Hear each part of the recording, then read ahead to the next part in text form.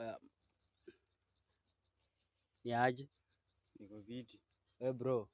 Ai. Niko hapa na jitu linaitwa chunguza. Chunguza baba yao. Chunguza. Watu wenye wameingia Ramadhani, unaweza ukawaambia nini Waislamu? Yao watu ni wafala bana. Sasa unawezaje ukafunga bila kukula?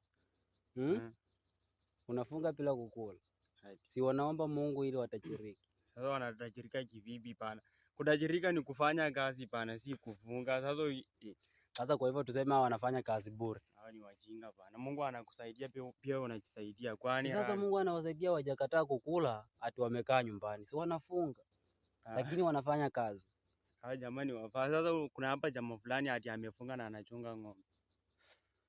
Si umesema Mungu anasaidia mtu anajisaidia? Si anachunga ng'ombe ili apate riziki yake na yeye. Sasa unajua kufunga inatakana ujifungie kwa nyumba kwanza. Hapana. Unataka uniambie ukifunga huwezi tembea?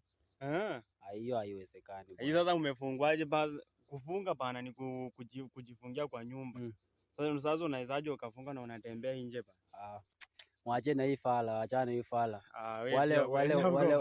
Wale Waislamu, ndugu zetu Waislamu, sisi tunawatakia Ramadhani njema, tunawatakia mwezi mtukufu, mfunge salama, mtie bidii, msisahau Mungu bwana. Na sisi wenye hatujafunga kama Waluhya, unajua Waluhya hatuwezi kosa kukula ugali sababu ya kufunga. Na mkimaliza Ramadhani mwangushe kang'ombe tukule pana. Unajua sisi Waluhya tunapenda nyama sana. Lazima watatoa kakitu. Unajua hawawezi funga Ramadhani na tukose kupata kakitu. So tunataka muombe na mfunge.